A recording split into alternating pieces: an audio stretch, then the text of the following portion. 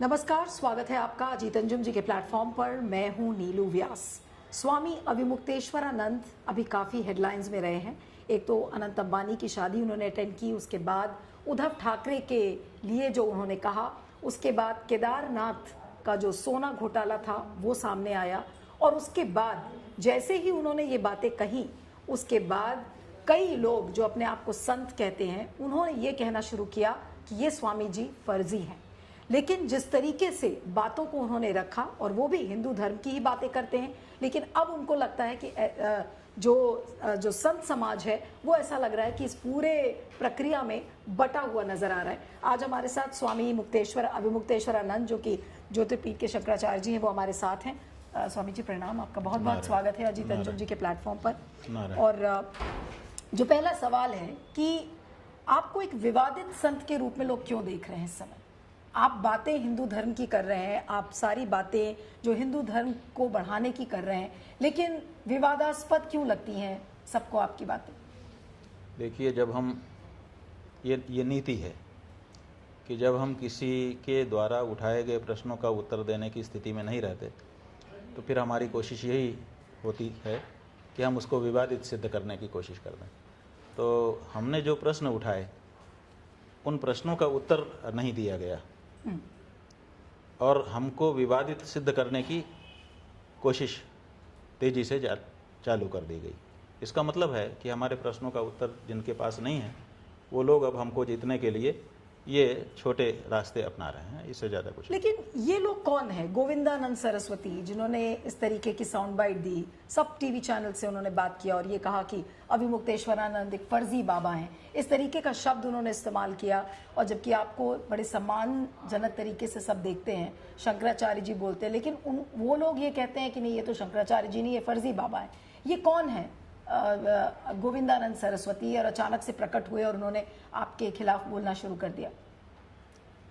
अब हम क्या उनके बारे में ज़्यादा कहें, थोड़े दिन आप लोग बात करते रहिए, सब पता चल जाएगा। ऐसा है कि कुछ लोग होते हैं जो अपने स्तर पर विचार करके और अपनी बात कहते हैं, और कुछ लोग होते हैं जो किसी का मोहरा बन जाते हैं। तो ये जिनका आप नाम ले रही हैं, ये किसी का मोहरा बन करके लाए गए हैं और हमारे विरुद्ध उनका उपयोग किया जा रहा है किसी के द्वारा। लेकिन स्वामी जी, गोविंदानंद के अलावा जिस दिन आपने उद्धव ठाकरे की बात उठाई थी, आप उनके घर गए, आपने कहा कि वो एक षड्यंत्र का शिकार हैं। उसके अगले दिन नारायण गिरी, जो कि जूना अखाड़ा के संत अपने आप को बताते हैं, उन्होंने भी इस तरीके की बातें कही और उन्होंने भी कहा कि इस तरीके की बातें नहीं करनी चाहिए थी। तो ये जो अलग अलग संत समाज से जो आवाज़ आ रही है, तो क्या इस समय संत समाज भी बट गया है? बिल्कुल जैसे समाज एक बटा हुआ समाज नजर आ रहा है कि एक मोदी सरकार का समर्थन करते हुए दिखता है और दूसरा मोदी सरकार का विरोध करते हुए नजर आता है। तो क्या ऐसा कुछ दिख रहा है आपको कि पूरा संत समाज भी बटा हुआ लग रहा है? नहीं, ऐसा है कि जब कोई बात आती है तो लोगों में अलग अलग तरह की प्रतिक्रिया होती है। ऐसा नहीं है कि कोई बात आएगी, कोई प्रश्न उपस्थित होगा तो सब एक तरह से रिएक्ट करेंगे, ऐसा नहीं है। उस रिएक्शन के पीछे उनका इतिहास होता है। कोई व्यक्ति किसी प्रश्न पर कैसे प्रतिक्रिया कर रहा है, उसको अगर आप जानना चाहेंगे तो उसके इतिहास को देखना पड़ेगा कि ये किस कारण से ऐसा सोचता है, और जैसा सोचता है वैसा ही व्यक्ति बोलता है। तो जो लोग किसी विचारधारा विशेष से जुड़े हुए हैं, वो उसी अनुसार प्रतिक्रिया अपनी करते हैं। नारायण गिरी जी जूना अखाड़े के सचिव हैं, हम लोगों से उनका बड़ा स्नेह प्रेम है।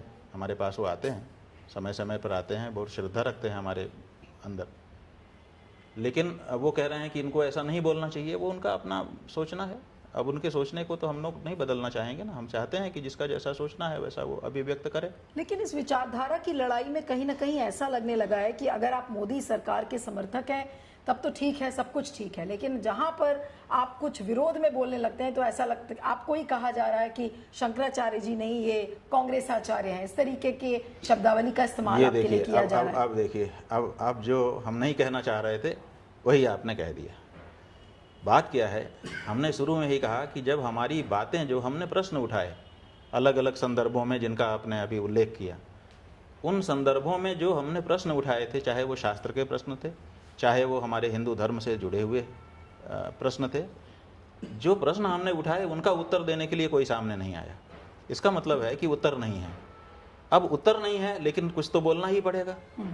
तो ऐसी परिस्थिति में अब वो ये सब शुरू कर रहे हैं कि हमको लोगों के दिमाग में हमारे बारे में कुछ अलग छवि स्थापित की जाए। आपके बारे में जो देखिए हमने अभी कितनी बातें कही, आपने जिनका उल्लेख किया हम उन बताएं।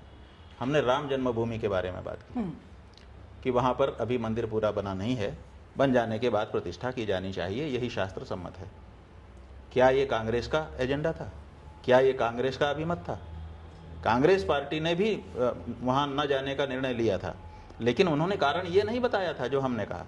उनके अपने कारण थे, वो कह रहे थे कि राजनीतिक कार्यक्रम हो रहा है इसलिए हम नहीं जाएंगे, उन्होंने ये कहा था। लेकिन हमने तो ये नहीं कहा, हमने कहा कि वहाँ शास्त्र के अनुसार मंदिर निर्मित होने के बाद ही प्रतिष्ठा होती है। तो हमारा जो पक्ष था वो शास्त्र के अनुसार का पक्ष था, कांग्रेस पार्टी का जो पक्ष था वो राजनीति के अनुसार का पक्ष था, वो राजनीतिक पार्टी है इसलिए। तो हमारे पक्ष में और कांग्रेस के पक्ष में अगर एकता होती तब तो आप जोड़ते, लेकिन एकता नहीं थी। हमारा पक्ष अलग शास्त्र का पक्ष था, उनका पक्ष राजनीति का पक्ष था, फिर भी आप जोड़ रहे हो। लेकिन आम जनता तो समझती है ना कि ये जबरदस्ती जोड़ा जा रहा है। उसी तरह से जो हमने विश्वासघात का प्रश्न उठाया, विश्वासघात का प्रश्न हमारे हिंदू धर्म का प्रश्न है। हमारे यहाँ विश्वासघात को पाप बताया गया है, कृतघ्न नास्ति निष्कृति, ये कहा गया है कि उसका कोई प्रायश्चित तक नहीं है। तो वो धर्म का प्रश्न था। क्या कांग्रेस धर्म का धार्मिक पार्टी है, धर्म का प्रश्न उठाती है? वो तो धर्म का प्रश्न नहीं उठाती है। तो हम अंबानी के यहाँ गए, कांग्रेस तो अंबानी के यहाँ नहीं गई, राहुल गांधी तो अंबानी के यहाँ नहीं गए, हम गए। अगर हम कांग्रेस के एजेंडे पर चलते होते तो जैसे राहुल गांधी नहीं गए हम भी ना जाते। जब आप लेकिन हम तो गए। आपने कहा आप अनंत अंबानी की शादी में गए, वहां पे आपने प्रधानमंत्री नरेंद्र मोदी को आशीर्वाद भी दिया, सबने वो विजुअल्स देखे। राहुल गांधी के एजेंडे पर हम चल रहे होते तो हम उनको आशीर्वाद देते। राहुल गांधी के एजेंडे पर, प्रियंका गांधी वाड्रा के एजेंडे पर अगर हम चल रहे होते तो वो बहिष्कार कर रहे थे, नहीं जा रहे थे, बहिष्कार तो नहीं जा रहे थे तो हम भी ना जाते। लेकिन हम तो गए। तो हमारा कांग्रेस से क्या लिंक, कौन सा लिंक सिद्ध कर सक रहे हो जिसके कारण आप हमको कह रहे हो? कांग्रेस के राहुल गांधी 3 दिन केदारनाथ में रह करके आए, एकांतवास करके आए। आप लोगों ने रिपोर्टिंग किया, वो गए थे वहाँ, जो पंडित जी हैं उनके घर में, शुक्ला जी के यहाँ, विनोद शुक्ला के यहाँ वो कमरे में रहे, वहीं पर भोजन बनाते थे, वहीं पर चाय बनाते थे, वहीं से 3 दिन रहे वहाँ। लेकिन सोने का घपले का मामला उन्होंने नहीं उठाया, हमने उठाया। तो हम कौन से कांग्रेस के एजेंडे पे चल रहे हैं जिसके कारण आप हमको कांग्रेस आचार्य कह रहे हैं? तो जो ये लोग आपके विरुद्ध बोल रहे हैं या आपके विरोध में बोल रहे हैं, उनके पास हमारे सवालों का जवाब नहीं है, इसीलिए वो और कुछ कह नहीं सकते। वो बात आपकी, वो हमारी छवि बिगाड़ना चाहते हैं। वो आपकी बात एकदम ठीक है। हिंदुओं के मन में हमारी छवि बिगाड़ करके वो हमको नुकसान पहुंचाना चाहते हैं, इसलिए ऐसा बोल रहे हैं। वो आपकी बातों का उनके पास जवाब नहीं है, आपकी छवि को वो नुकसान पहुंचा रहे हैं। लेकिन क्या आपको नहीं लगता कि एक ऐसा वर्ग भी है जो इस समय बिल्कुल तिलमिलाया हुआ है क्योंकि आप उद्धव ठाकरे के घर पे गए थे? ये केवल प्रश्न है जो मैं पूछ रही हूँ, और तमाम जिस तरीके के कमेंट सोशल मीडिया पर आ रहे हैं उसके बेसिस पे मैं पूछ रही हूँ कि क्या आपको लगता है कि जो बीजेपी के समर्थक हैं या बीजेपी की ट्रोल आर्मी है वो इसलिए तिलमिलाई हुई है क्योंकि आप उद्धव ठाकरे के घर पर गए थे और इसलिए आपको उनसे जोड़कर देखा जा रहा है? इसमें कोई अब रहस्य नहीं है, ये तो स्पष्ट है, क्योंकि इस बात को प्रकट कर दिया गया है। लगभग भाजपा के द्वारा भी हमारी बातों को उसी रूप में कहा गया है जैसा उनकी ट्रोल आर्मी कह रही है।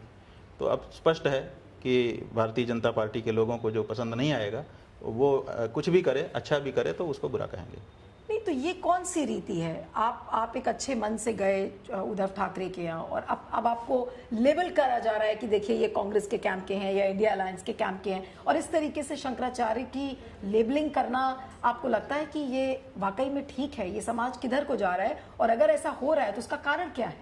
क्या आपको नहीं लगता कि आपको मोदी जी से या किसी से बात करके और इन सारी चीज़ों पर क्लैरिफिकेशन करना चाहिए? देखिए, ऐसा है कि जितने भी खेल होते हैं उनमें प्रायः जो खिलाड़ी होते हैं वो या तो इस तरफ होते हैं या उस तरफ होते हैं। जैसे कबड्डी का खेल होता है, बीच में लाइन खींच दी जाती है, एक गोल इधर होती है, एक गोल उधर होती है। तो ये सब लोग जो राजनीति कर रहे हैं ये खिलाड़ी हैं, ये समझते हैं या तो हमारे गोल में ये रहे या तो नहीं तो फिर उसी अगले हमारे प्रतिपक्षी की गोल में है, ऐसा हम सिद्ध कर देंगे। लेकिन वो भूल जाते हैं कि किसी भी खेल में रेफरी भी, अंपायर भी होता है, वो किसी पक्ष में नहीं होता है। वो भूमिका हमारी है, शंकराचार्य की वो भूमिका है कि तुम गड़बड़ करोगे तो तुम्हारा, वो गड़बड़ करेगा तो वो सीटी बजा दी जाएगी, लाल कार्ड, येलो कार्ड, पीला कार्ड दिखा दिया जाएगा, उंगली उठा दी जाएगी। नहीं, लेकिन मोदी जी तो ऐसे रेफरी में विश्वास ही नहीं करते, पूरी बीजेपी ही नहीं करती। वही बात है ना, तो आप या तो उनके पक्ष में रहो, नहीं तो आपको विपक्ष का घोषित कर देंगे। ये उन्होंने नीति बना रखी है, आप या तो भाजपाई हो, नहीं तो आप कांग्रेसी हो, ये घोषित कर दिया जाएगा। लेकिन जो आपकी छवि जिस तरह से बनाने की कोशिश की जा रही है, आपको क्या लगता है कि क्या बिल्कुल हिंदू धर्म के जितने भी जो संत हैं, जो बाकी संत समाज है, क्या उससे आपको आइसोलेट करने की कोशिश की जा रही है, बिल्कुल बाहर निकालने की कोशिश की जा रही है? आपको क्या ऐसा लग रहा है? देखिए, हमको तो क्या लगना है, हम इस पे ज़्यादा विचार नहीं करते हैं, लेकिन हमारे जो लोग हैं वो ज़रूर ये बात जो आप कह रहे हैं वो हमको बार बार कह रहे हैं, हमको संदेश भी भेज रहे हैं, हमारे बच्चे दिखा रहे हैं हमको कि हिंदू समाज आपकी बात को ये नहीं पसंद कर रहा है, हिंदू समाज से आप दूर हो जाएंगे। ये सब बातें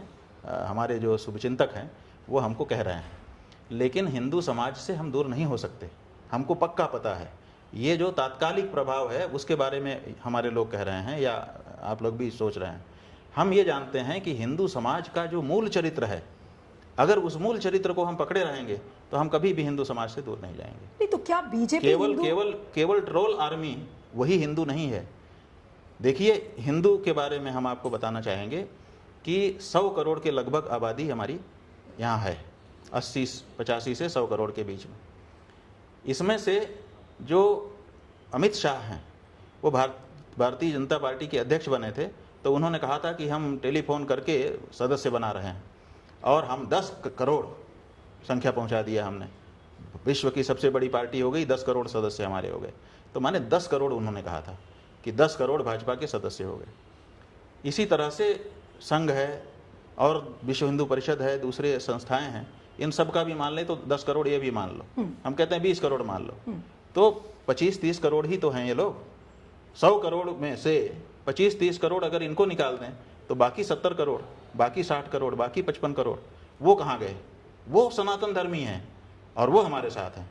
नहीं तो आपको क्या लग रहा है और वो हमसे नहीं छटक सकते, क्योंकि हम हिंदू धर्म का जो सिद्धांत है उस सिद्धांत के अनुरूप बात अपनी कहते हैं। नहीं तो जो आपके सिद्धांत हैं जिसके आधार पर आप बात कर रहे हैं, तो उसके बेसिस पे तो फिर एक कंक्लूजन पर हम निकल सकते हैं कि बीजेपी क्या एक नकली हिंदुओं की पार्टी बन रही है। अगर उनको न्यूट्रल अंपायर, जैसे आप न्यूट्रली खेल रहे हैं, जो सही बातें हैं वो आप बता रहे हैं, और अगर बीजेपी को वो बातें नहीं पच रही हैं तो इसका मतलब बीजेपी नकली हिंदुओं की पार्टी है। बीजेपी जो है वो नकली तो नहीं कहेंगे, लेकिन राजनीतिक हिंदू पैदा कर रही है।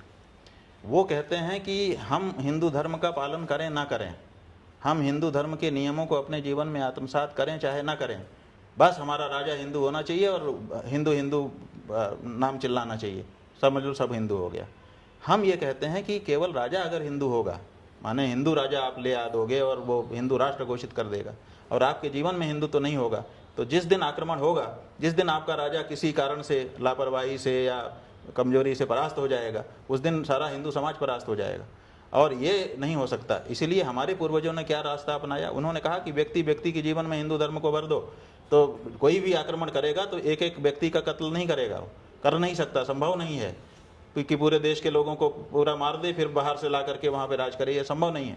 तो ऐसी परिस्थिति में 1000 साल हम लोग गुलाम रहे, लेकिन चूंकि व्यक्ति व्यक्ति के जीवन में सनातन धर्म था, इसलिए हम जहाँ के तहाँ आज भी बने हुए हैं। और अगर हम राजा पे निर्भर हो गए होते तो जिस समय हमारा राजा परास्त हुआ था उसी समय हम भी परास्त हो जाते, हम खत्म हो जाते। कंगना रनौत ने भी आपके बारे में कमेंट किया और कहा कि शंकराचार्य जी को ऐसी ओछी बातें नहीं करनी चाहिए थी। मैं एकदम एग्जैक्टली कोट कर रही हूँ, उन्होंने यही कहा था कि शंकराचार्य जी को ऐसी ओछी बातें नहीं करनी चाहिए, और पार्टी को तोड़ना या पार्टी का विलय, उन्होंने उद्धव ठाकरे के संदर्भ में कहा कि ये संवैधानिक है, वो ये कह रही थी, उनका ये कमेंट था। तो उस पर क्या टिप्पणी करेंगे, क्या कहेंगे आप कंगना रनौत से, जिस तरीके की टिप्पणी उन्होंने कही? देखिए, हम एक संकल्प ले चुके हैं, और वो संकल्प ये है कि जो गाय का मांस खाता है या उसके खाने को पाप नहीं मानता है, ये बात जिसकी सार्वजनिक हो चुकी है, उसका मुंह नहीं देखते और उससे बात नहीं करते। इसलिए उस व्यक्ति का नाम ले करके या उसके तरफ देख करके हम कुछ कहना नहीं चाहते।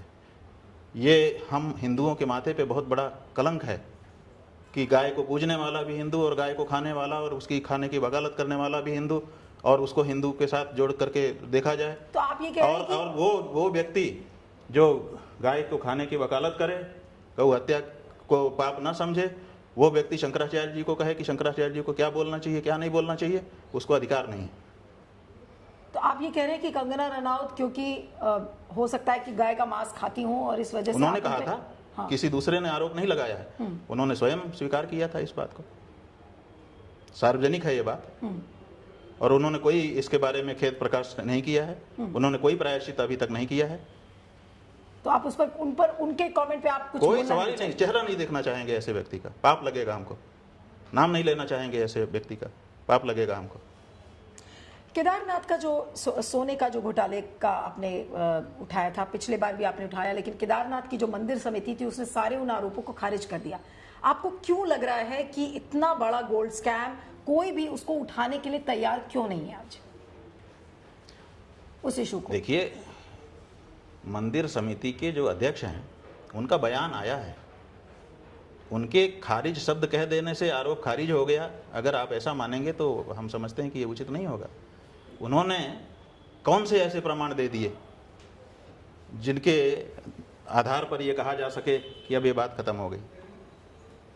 केदारनाथ में जो सोने का घोटाला हुआ है, आज भी वो सवाल जहाँ का तहाँ बना हुआ है, क्योंकि वहाँ पर अब सोना नहीं है। नहीं, लेकिन जो मंदिर की समिति है, क्या उसको राजनीतिक संरक्षण मिला हुआ है राज्य सरकार का, केंद्र सरकार का, और इसी वजह से कोई इसमें जांच नहीं हो रही है? देखिए, मंदिर समिति अगर अकेले होती, पहले तो हम लोग यही समझ रहे थे कि शायद समिति की तरफ से गड़बड़ियाँ कुछ जो हो रही हैं, लेकिन इतनी सारी बात उठने के बाद भी कोई कुछ नहीं बोल रहा है, तो अब हम लोगों को ऐसा लगता है कि शायद उनको संरक्षण है, राज्य सरकार का भी और केंद्र सरकार का भी। लेकिन अब तो दिल्ली में भी केदारनाथ मंदिर बनाने की बात हो रही है, वो एक बुराड़ी अलग में बात मंदिर है। बन रहा है। कहीं भी आप मंदिर बना दीजिए, 1,00,000 मंदिर बना दीजिए, घोटाला खत्म नहीं हो जाता है। भगवान शंकर के साथ आपने धोखा किया, आपने कहा कि हम आपका स्वर्ण मंडन कर दे रहे हैं आपकी दीवारों का, और पीतल और तांबा ले जा करके जड़ दिया। शंकर जी क्या सोच रहे होंगे? अभी तक व्यक्ति को धोखा देते हुए देखा गया था, ये पहला उदाहरण है भारत में जहां भगवान को धोखा दिया जा रहा है। नहीं, तो भगवान को धोखा देने वाले ये लोग कौन हैं? अगर आपने कहा कि राज्य सरकार, केंद्र सरकार का संरक्षण मिला हुआ है, तो आज जिम्मेदारी किसकी बनती है इसके लिए? प्रधानमंत्री की? देखिए, और किसकी पुष्कर जिम्मेदारी सिंह बनती है? धामी जो कि मुख्यमंत्री हैं? जो वहाँ पर मंदिर को संभालने के लिए समिति बनी है, पहली जिम्मेदारी उसकी बनती है। वहाँ पर जो कुछ भी होता है, अच्छा होता है तो उसका श्रेय उसको होता है, बुरा होता है तो उसका दोष उसका होता है। और चूंकि उत्तराखंड के मुख्यमंत्री का संरक्षण उस समिति को होता है, वो संरक्षक होते हैं, तो स्वाभाविक है उनकी भी जिम्मेदारी बनती है। प्रधानमंत्री नरेंद्र मोदी ने भी अभी तक कुछ भी नहीं बोला केदारनाथ सोना घोटाले के बारे में, कुछ भी हमने किसी की तरफ से नहीं देखिए, सुना। आज नहीं बोला, लेकिन एक समय आएगा बोलना पड़ेगा, क्योंकि अब तो जहाँ तक हम लोगों को पता चल रहा है कि केवल बात केदारनाथ की नहीं है, बात तो विश्वनाथ की भी है। उनके भी गर्भगृह में सोना इसी तरह से लगाया गया है। अच्छा, बात जो है वो और भी कई मंदिरों की है, और भी कई मंदिर ऐसे हैं देश में जहाँ पर इस तरह का सोना लगाया गया है। तो अब तो बात आगे बढ़ रही है धीरे धीरे। नहीं तो क्या तो अभी तक इसका मतलब है कि ये अचानक कोई व्यक्ति निकल करके आता है और सब मंदिरों में जा करके गर्भगृह में सोना मढ़ देता है, ये क्या मामला है? और हमारे राजा रणजीत सिंह ने काशी विश्वनाथ के मंदिर के ऊपर सोना मढ़ा, कितने साल हो गए, धूप लग रही है, ताप लग रहा है, वर्षा हो रही है, वो उसकी चमक खत्म ही नहीं हो रही है। और ये गर्भगृह के अंदर का सोना ये 6 महीने में पीतल हो जा रहा है। नहीं, ये आपने बहुत महत्वपूर्ण बात कही। आपने कहा कि केवल ये केदारनाथ मंदिर का मामला नहीं है, इसमें विश्वनाथ और भी देश के कई मंदिर हैं। ये बड़ी बात आप कह रहे हैं, इसलिए मैं आपसे पूछ रही हूँ कि क्या अब इसको लेकर एक बड़ी मुहिम या एक बड़ा कैंपेन आप शुरू करेंगे? और हो सकता है कि आप ही के जरिए और आप ही के द्वारा इस तरीके का एक ऐसा कैंपेन खड़ा हो कि मोदी जी मजबूर हो जाएंगे बोलने के लिए, क्योंकि ये बड़ा मामला है। अगर देखिए, कौन मजबूर होगा हम नहीं कहना चाहते हैं, लेकिन हम ये चाहते हैं कि भगवान के साथ अगर कहीं छल किया गया है तो अब वो सामने आना चाहिए, क्योंकि ध्यान दिलाए जाने पर भी समिति के लोग जांच कराने को तैयार नहीं हैं, बल्कि जो लोग इसको उंगली दिखा रहे हैं कि भाई यहाँ गड़बड़ी की बात चल रही है, जरा स्पष्ट करो, उन्हीं को वो आरोपी बनाने की कोशिश कर रहे हैं। लेकिन अगर आपसे सबूत की बात की जाएगी कि शंकराचार्य जी अगर ऐसा कह रहे हैं तो वो सबूत लाएं, सबूत कहाँ से आएगा? क्या आपके पास सबूत है? अगर आपने विश्वनाथ जी की बात की या केदारनाथ की बात की, तो क्या आपके पास सबूत है? अगर आज पूछेंगे तो आप सबूत दे सकते हैं? देखिए, सबूत क्या होता है, जितने मीडिया के आप लोग हो, आप लोग जब कुछ दिखाते हो तो हम क्या माने? आप झूठा दिखाते हो कि सच दिखाते हो? हम क्या माने, आप बताओ हमको। हम तो जो सच, मैं पर्सनली अपनी बात कर रही हूँ, और जिस प्लेटफॉर्म के लिए मैं 2-1 प्लेटफॉर्म्स के लिए काम करती हूँ, अपनी जिम्मेदारी से सच्चाई को दिखाने की ठीक है कोशिश ना? करती तो हूँ। आप कहते हैं कि सच्चाई, और आप अगर ना भी कहो तब भी हम जब आपका चैनल देखते हैं तो ये मान के देखते हैं कि ये सच ही दिखा रहे होंगे, झूठ दिखा रहे हैं, ऐसा अगर हमको पता चल जाए तो हम आपका किसी का चैनल नहीं देखेंगे। तो एक समय था जब रिपोर्टिंग शुरू हुई, पहले अखबारों में छपा, और एक अखबार में और एक चैनल में नहीं, सब कवर कर रहे थे। मास मीडिया कवर कर रहा था, देश का जो मेन स्ट्रीम का मीडिया है वो भी कवर कर रहा था, छोटे अखबार भी कवर कर रहे थे। बात कहाँ से चली कि केदारनाथ के मंदिर में सोना मढ़ा जाएगा गर्भगृह में। फिर रिपोर्टिंग हुई कि दिल्ली से, बम्बई से बहुत बड़े ट्रक में बड़ी सुरक्षा के साथ सोना चला है, 230 किलो सोना। फिर रिपोर्टिंग हुई, एक अखबार में नहीं, एक चैनल में नहीं, सब में, कि गौरीकुंड आ चुका है सोना। फिर रिपोर्टिंग हुई कि 18 कचरों में, संख्या बताई गई कि 18 कचरों में लद करके ये सोना अब केदारनाथ 17 किलोमीटर दूर जा रहा है। और फिर रिपोर्टिंग हुई कि अमुक अमुक संस्थाएं आई हैं, वो जांच कर रही हैं। फिर रिपोर्टिंग हुई कि चांदी का जो पत्थर पहले से जड़ा गया था वो उखाड़ दिया गया है। फिर रिपोर्टिंग हुई कि अब लगाया जा रहा है, 3 दिन तक वो लगाने की रिपोर्टिंग हुई। उसके बाद फिर वीडियो दिखाए गए, फोटो निकाल करके छापे गए कि सोना मढ़ दिया गया, लकदक दिव्य भव्य हो गया है। और फिर रिपोर्टिंग हुई कि वहाँ के पंडा पुरोहित और वहाँ के कमेटी के लोग सरकार से मांग कर रहे हैं कि इतना सारा सोना यहाँ पर लगा दिया गया है, इसकी सुरक्षा होनी चाहिए, आईटीबीपी के जवानों के द्वारा सुरक्षा होना चाहिए। फिर वहाँ की राज्य की सरकार ने आईटीबीपी की ड्यूटी वहाँ लगा दी, बहुत सारे सैनिक आ गए, 6 महीने तक उसकी सुरक्षा करते रहे। और उसके बाद 6 महीने पट बंद रहा। पट खुलने के बाद फिर पता चला कि जब लोग अंदर गर्भगृह में गए तो उन्होंने देखा कि ये तो पीतल है, तो हल्ला आकर के बाहर मचाया। उसके बाद फिर ये बात बढ़ती चली गई और उसके बाद वो सुरक्षा हटा ली गई। तो अब सवाल ये है कि ये जो सारा मास मीडिया, मेन स्ट्रीम का मीडिया और सामान्य मीडिया, सब लोग जब जो एक ही रिपोर्टिंग कर रहे थे, और हमारे पास इतनी मोटी फाइल हो चुकी है, सब रिपोर्टिंग हम लोग निकल ली, इतनी बड़ी पेन ड्राइव भर चुकी है जाने कितने जीबी की, क्योंकि सब ने रिपोर्टिंग की है। तो क्या पूरा मीडिया सब झूठी रिपोर्टिंग कर रहा था? एक बात। और दूसरे, कोई खंडन इस बीच में बद्रीनाथ केदारनाथ मंदिर समिति का नहीं आता है कि ये मीडिया जो रिपोर्ट कर रहा है कोई सोना ऐसा नहीं लग रहा है। उस समय तो कोई खंडन नहीं किया गया, उस समय तो वक्तव्य दिए गए कि हाँ ये आज ये हो गया, आज ये हो गया, आज ये हो गया। तो आप ये जो रिपोर्टिंग हो रही थी, इस रिपोर्टिंग को आप मौन होकर के स्वीकृति दे रहे थे, इसका खंडन नहीं कर रहे थे, क्यों? ये सवाल है। और दूसरे, वहाँ पर जब सोना नहीं लगाया गया था तो फिर आईटीबीपी के जवानों की ड्यूटी क्यों लगाई और इतना सारा पैसा उस मद में खर्चा कैसे कर दिया गया? और तीसरे, जब ये प्रकाश में मामला आ गया तब से लेकर के 1.5 साल का समय बीत गया है लगभग, अभी तक जांच क्यों नहीं कराई गई? क्या ये प्रमाण नहीं है? नहीं, ये जांच कौन कराएगा? क्या ये प्रमाण नहीं है? नहीं, बिल्कुल आप ठीक कह रहे हैं, लेकिन ये जांच की शुरुआत क्या कहां हमारे से होगी? देश का सारा मीडिया जो है झूठ दिखा रहा था? केवल केदारनाथ मंदिर समिति का अध्यक्ष ही सच्चा है, बाकी सब झूठे हैं। आपके मुताबिक जांच किसको शुरू करनी चाहिए? क्या केंद्र भाई सरकार को? सबसे पहले मंदिर समिति के अध्यक्ष को मांग करनी चाहिए कि गलत आरोप लगाया जा रहा है, नहीं कर रहा है। जांच करके इसको स्पष्ट किया जाए। अगर क्यों नहीं कर रहा है? अगर वो नहीं करेगा तो क्यों नहीं कर रहा है? यही तो सवाल है। नहीं, लेकिन वो क्यों नहीं कर रहा है? स्वामी जी, अगर मंदिर समिति का अध्यक्ष जांच की मांग नहीं कर रहा है तो किसको करना चाहिए? अब जहां तक बात है कि मंदिर समिति का अध्यक्ष तो जांच की मांग कर ही नहीं रहा है, तो मुख्यमंत्री को करना चाहिए। मुख्यमंत्री नहीं कर रहा है, मुख्यमंत्री नहीं कर रहा है। तो चूंकि वो जो बद्रीनाथ केदारनाथ मंदिर समिति का अध्यक्ष है वो भी भारतीय जनता पार्टी का नेता है, सक्रिय नेता है, जो मुख्यमंत्री हैं वहाँ पर भी भारतीय जनता पार्टी की सरकार है, तो केंद्र सरकार को इसमें जांच बैठा देनी चाहिए, क्योंकि आखिर तो अंतिम में तो केंद्र सरकार बदनाम होगी ना। जो भारतीय जनता पार्टी का मुख्य नेतृत्व है, आखिर तो वो बदनाम होगा कि उसी पार्टी की सरकार है। तो उनको चाहिए कि वो जांच करवाएं, अपने मुख्यमंत्री की गलती है तो उसको सही करें। मोदी जी कहते रहते हैं कि देखिए डबल इंजन का विकास है, यहाँ तो डबल इंजन का भ्रष्टाचार दिख रहा है मुझे। माने अब ऐसा सबको दिख रहा है, केवल कमेटी को छोड़ करके। तो इसीलिए ये जांच जब तक नहीं कराई जाती है ये प्रश्न तो बना ही रहेगा। और जहाँ तक उनका जो इस समय समिति के अध्यक्ष हैं अजयेंद्र अजय, उनका वीडियो हमको दिखाया गया, वो कह रहे हैं कि मैं स्वामी जी से अनुरोध भी कर रहा हूँ और चुनौती भी दे रहा हूँ। 2 शब्द कह रहे हैं वो कि अगर उनके पास कोई प्रमाण है तो वो कोर्ट में उसको रखें। तो हम समझते हैं कि उनके अनुरोध को स्वीकार करना चाहिए।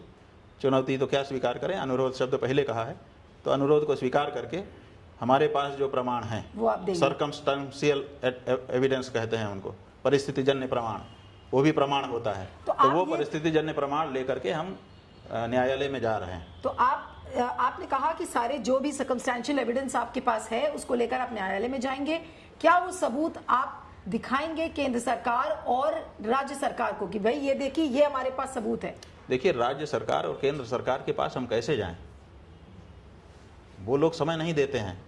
हमने कुछ मुद्दों पर पहले समय मांगा, जैसे गौ माता का मुद्दा था, अच्छा, जैसे इसके पहले कोई धर्म के मुद्दे थे, तो हमने उनसे समय मांगा कि हम चर्चा करना चाहेंगे, तो उन्होंने कोई समय हमको दिया नहीं। तो हम उनसे समय मांगे, वो देते नहीं, लेकिन तो फिर हम क्या करेंगे? हम तो जब वो कह रहे हैं कोर्ट जाओ तो कोर्ट ही जाएंगे। बाबा रामदेव को समय मिलता है, स्वामी अवधेशानंद जी को मिलता है, संत समाज की पूरी भीड़ है जिसको कि प्रधानमंत्री भी मिलते हैं, बीजेपी का हर नेता मिलता है, लेकिन आपसे मिलने के लिए क्यों नहीं तैयार है और आपके समय मांगने पर? ये तो हम नहीं जानते हैं, लेकिन हमने समय मांगा है।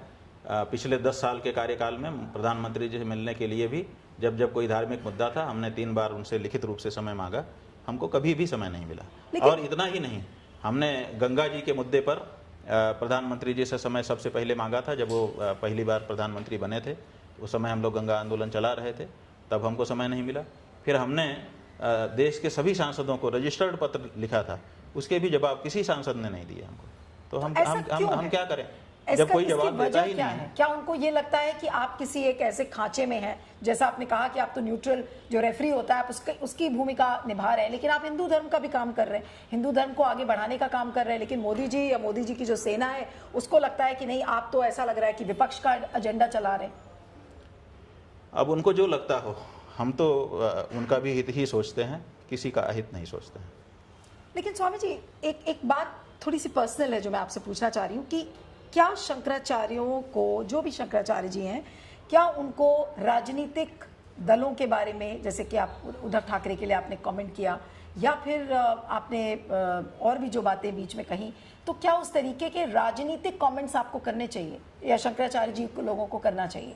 क्योंकि जिस तरह से बीजेपी आपको आइसोलेट करने की कोशिश कर रही है, हम नहीं चाहते कि आप आइसोलेट हो, और तो क्या राजनीतिक बयानों से बचना चाहिए शंकराचार्य जी? देखिए, बात यह है कि हम अपने समाज का नेतृत्व कर रहे हैं, हमारा समाज हमारी बात को समझ रहा है, हम कभी आइसोलेट नहीं होंगे, हमारे लिए ना चिंता की जाए। किसी के इस तरह के प्रयास से कि हम आइसोलेट हो जाएं, हम आइसोलेट होने वाले नहीं हैं। हमारी जड़ें बड़ी गहरी हैं, 2500 साल की परंपरा हमारे साथ है। स्वयं लगभग 40-45 वर्ष से हम भी समाज में काम कर रहे हैं, हमारी भी अपनी जड़ें हैं, और हमको लोग समझते हैं कि हम किस प्रकृति के हैं। जो दूर है, जो केवल फेसबुक पढ़ता है, केवल 2-4 पोस्ट पढ़ी है, वो भले कुछ धारणा बना ले, लेकिन 2-4 पोस्ट पढ़ने के बाद जब और आगे बढ़ता है तो वो हमको जान जाता है। तो ऐसी परिस्थिति में हमको इस बात की चिंता नहीं है कि हम आइसोलेट हो जाएंगे। लेकिन हमारा ये कहना है कि हमने राजनीति में बोला कहाँ, विश्वासघात नहीं करना चाहिए। राजनीति में भी अगर कोई हिंदू धर्म को मानता है तो हम एक आचार्य होने के नाते उसको बताएंगे कि बेटा, तुम राजनीति में भी चले गए हो तो ये मत सोचो कि मैं तो राजनीति में हूँ, मैं तो ये करूँगा ही। जैसा कि एक व्यक्ति के द्वारा कहा भी गया कि राजनीति अगर ये नहीं करेगा तो क्या गोलगप्पे बेचेगा। माने राजनीति का तो काम हो गया, उनके दिमाग में ये बात आ गई कि हम तो विश्वासघात करें, हम तो, हमारे लिए तो सही है। ऐसा नहीं है, यही हम बताना चाहते हैं कि हे मेरे हिंदू भाइयों, अगर तुम राजनीति में भी चले जाओ तो ये मत सोचना कि अब तुम विश्वासघात देने के लिए लाइसेंस प्राप्त कर चुके हो। तो हम तो धर्म की ही बात कर रहे हैं, जो राजनीति में चले गए हैं उनको भी धर्म ही सिखा रहे हैं। तो आप धर्म में नैतिकता की बात कर रहे हैं। और फिर हमने ये भी कहा, आप देखिए, हमने कहा कि जो विश्वासघात करता है वो पापी है, जो विश्वासघात सह लेता है वो पापी नहीं है। इसका मतलब कि ऐसा नहीं कि तुम विश्वासघात हो गया तुम्हारे साथ तो अब तुम भी करने लगो बदले में। हमने तो उसको भी रोका ना कि तुम मत विश्वासघात करने लगना। तो हम तो धर्म की ही स्थापना कर रहे हैं। आप धर्म की स्थापना कर रहे हैं, आप धर्म में नैतिकता की बात करते हैं, लेकिन बीजेपी को वो नैतिकता स्वीकार नहीं है। हाँ, तो उनको स्वीकार नहीं है, तो अब जब इसकी कोई चर्चा करेगा तब ना धीरे धीरे लोगों में ये बात पनपेगी। अब कोई चर्चा ही नहीं करेगा तब तो ये बात फिर स्थापित हो जाएगी, लोग उसी मानसिकता के हो जाएंगे कि हमें तो छूट है। हम जैसे जो अग्निशमन वाली गाड़ी चलती है, दमकल के सामने एक्सीडेंट हो जाए तो उसको छूट रहती है क्योंकि वो बड़ी चीज़ को बचाने जा रहा है। तो ये लोग सोचते हैं हम राजनीति में आ गए तो हमको विश्वासघात करने का लाइसेंस हो गया। तो ये जो बात है, जब कोई कहेगा तभी ना ये सब पे चर्चा होगी और लोगों को ध्यान में आएगा कि अरे अरे भाई, हम जहां भी हों हमको ये नहीं करना चाहिए। तो राजनीतिज्ञों के हृदय में भी धर्म की स्थापना करना ये भी हमारा दायित्व है, वो भी हमारे ही समाज के अंग हैं। कहीं उनके मन में ऐसी काई ना जम जाए कि वो गलत को भी सही मानने लग जाएं, ये किसका दायित्व है? तो हमको कहना ही पड़ेगा। लास्ट के 2 क्वेश्चंस बस आपसे करूंगी। एक थोड़ा हल्का फुल्का है इसलिए उसको बाद में करूंगी। एक जो इशू अभी उत्तर प्रदेश में दिखा कि कावड़ यात्रा के दौरान जितने भी रास्ते में जो ढाबे हैं और जो ईटरीज हैं वहां पर उनको सबको अपनी नेम प्लेट लगानी थी, उसको सुप्रीम कोर्ट ने उसको पलट दिया। लेकिन क्या कहेंगे इस तरीके का एक सर्कुलर निकालना और ये कहना कि देखिए कावड़ियों को थोड़ा सा उनके मन में भ्रम हो जाएगा, ये पता चलेगा कि नहीं असली है या नकली है। तो इस तरीके की बातें और इस तरीके का सर्कुलर आपको क्या लगता है कि क्या ऐसा करना चाहिए था योगी आदित्यनाथ की सरकार को? अब हम जो हमारे लोग हैं वो कह रहे हैं कि आप ऐसा बोलिए जिससे हिंदू समाज को अच्छा लगे, और हमारा दिल कहता है कि हम ऐसा बोलें जो सच हो। क्या बोले हम बताओ? नहीं, आप सच बोलिए। जो अच्छा लगे लोगों को वो बोलें, सच बोलिए। जो लोगों को अच्छा लगे वो बोलें। ये नहीं हो सकता ना, तो हमको तो सच बोलना पड़ेगा, भले एक बार अच्छा तो ना क्या लगे। आपको कभी बीजेपी ने कहा कि आप हमारे तरह बात करिए या हमारे एजेंडे पे बात करिए? देखिए, क्या कहा, बहुत सारी बातें हैं, अभी तो हम उनको नहीं कहेंगे। हमको तो हमारे कहने पर भी धमकियां भी दी गई हैं। अच्छा। कि बहुत बोल रहे हो, थोड़ा संभल जाओ। ये कहाँ से आई धमकी आपको? अब कई चीज़ें हैं, तो आप उसमें हम नहीं जाना चाहते। हम ये कह रहे हैं कि हम तो जो सच होगा वो बोलना चाहेंगे, ठकुर सुहाती नहीं बोलना चाहेंगे कि हमारी जनता को अच्छा लगता है। अच्छा तो बच्चे को कुपथ्य लगता है, तो क्या कोई भी माता पिता कुपथ्य खिला देगा बच्चे को? वो तो कड़वी दवाई पिलाएगा ताकि बच्चे का स्वास्थ्य ठीक हो। तो हम चाहते हैं कि हमारा जो हिंदू समाज है वो स्वस्थ रहे। वो कुपथ्य खा करके बीमार पड़ जाए वो हम अच्छा नहीं समझेंगे। इसलिए हमने ये कहा कि किसी भी हालत में ये जो तरीका है ये सही नहीं माना जा सकता है। हम किसी को अपने नियमों के पालन के लिए, अपनी पवित्रता की रक्षा के लिए किसी के हृदय को चोट पहुंचाएं और उसकी पहचान पूछें तो अच्छा नहीं लगता है। अगर हम जैसे हम हैं, देखिए हमसे इस बात पे भी बहुत लोग नाराज़ रहते हैं कि हम सबके साथ क्यों नहीं खाना खाते हैं, हम किसी भी दुकान में खरीद करके क्यों नहीं खा लेते हैं, क्योंकि हम पवित्रता के प्रति आग्रही हैं। तो हम चाहते हैं कि हमारा खाना पीना हमारा पवित्र हो, क्योंकि हमको बहुत से आध्यात्मिक कार्य करने रहते हैं। तो हम तो करते हैं, लेकिन हमने तो किसी से जात अभी तक पूछी नहीं है, कोई हमसे हर्ट हुआ नहीं है, लेकिन हमारी पवित्रता में कोई अंतर नहीं है, हमने सदा पवित्र भोजन किया है। नहीं तो आप क्या कहेंगे? तो हम चाहते हैं कि हमारा हिंदू समाज भी किसी को हर्ट किए बिना अपनी पवित्रता की रक्षा करना सीख जाए। नहीं, आप देखिए, अभी हम महाराष्ट्र गए थे, वहीं से आए, आपको पता है, अंबानी और उद्धव ठाकरे के कारण। तो वहाँ पर वारी हो रही थी। वारी माने वारकरी संप्रदाय है, करोड़ों लोग हैं, 15, 20, 25 लाख लोग पंढरपुर में इकट्ठा होते हैं और सब अपने अपने घर से अलग अलग दिशा से जाते हैं। वो सब यात्री होते हैं, पैदल जाते हैं, लेकिन उनकी पवित्रता तो बाधित नहीं होती, क्योंकि वो सब अपने घर से भोजन ले जाते हैं, जहाँ भूख लगती है उसको खाते हैं, पवित्रता अपनी बनाए रखते हैं। वहाँ तो उनको ज़रूरत नहीं पड़ गई इस तरह के निकाल करके वो करने की। उसी तरह से अमरनाथ में पहले ये समस्या आ रही थी, अब वहाँ पे हमारे हिंदू संस्थाएं जाके लंगर लगा देती हैं, जितने यात्री जाते हैं सबको भोजन मिल जाता है। लेकिन ऐसे तो कितने ढाबे वाबे हैं जो हिंदुओं के हैं, वहाँ पर मुसलमान काम करते हैं, या वो मुसलमानों का ढाबा है वहाँ हिंदू काम करते हैं। इस तरीके की नेम प्लेट लगाओ, एक जो सर्कुलर इस वही हमारा कहना है, वही हमारा कहना है ना, कि जब आप कहते हैं कि नेम प्लेट लगाओ, तो नेम प्लेट लगा देने मात्र से पवित्रता की रक्षा हो जाएगी, इसमें हमको शंका है। इसलिए हम समझते हैं कि पवित्रता की रक्षा करना गौण उद्देश्य है, कुछ और ही कहना इसके पीछे कथ्य है जी। तो वो नहीं होना चाहिए। पवित्रता की रक्षा करनी है तो उसके रास्ते खोजे जाने चाहिए, समाज को भरोसे में लिया जाना चाहिए, उसके प्रशिक्षण किया जाना चाहिए और पवित्रता की रक्षा की जानी चाहिए। किसी के दिल को ठेस पहुंचा के हम अपनी पवित्रता की रक्षा और अपनी आध्यात्मिकता की रक्षा नहीं कर सकते, ये हमारा कहना है।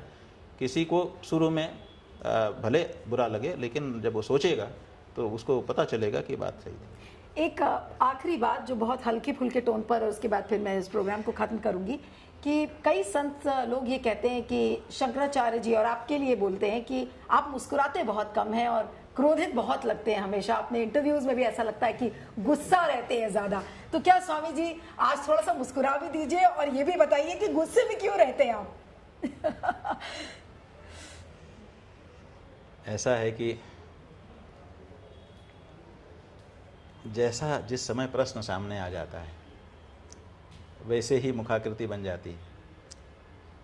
ऐसा नहीं है कि हम हंसते नहीं हैं, ऐसा नहीं है कि हम मुस्कुराते नहीं हैं, संतों ने ये बात लेकिन उसको कवर नहीं किया जाता। जैसे अभी एक पत्रकार आए थे, उन्होंने हमसे पूछा कि आप जो धनी लोग हैं उनके घर में जाते हैं विवाह में, आप जो है अंबानी के घर जाते हैं, आप गरीबों के घर में क्यों नहीं जाते? तो हमने कहा देखो मेरे पत्रकार बंधु, मेरे को आरोप मत लगाओ, मैं तुम पे आरोप लगाता हूँ। बोले क्या? मैंने कहा तुम्हारे ऊपर हमारा आरोप ये है कि जब हम अंबानी के यहाँ जाते हैं तो तुम वहाँ से लाइव करते हो, और जब हम किसी गरीब के घर में जाते हैं तो वहाँ फोटो खींचने भी नहीं आते हो। बिल्कुल सही। क्यों नहीं आते हो बताओ हमको? गरीब के घर में जब हम जाएं तब भी तो कवर करना चाहिए, तो वो तो करते नहीं हो तुम। तो उसी तरह से समस्या ये है कि जब हम गुस्सा होते हैं तो आप लोग कवर कर लेते हो, और जब हम हंसते मुस्कुराते हैं तब आप कवर नहीं करते। चलिए, आपके सारे जवाब, मेरे जो प्रश्न थे उसका आपने जवाब दिया। आपका बहुत बहुत शुक्रिया। Thank you Swami ji, thank you so much.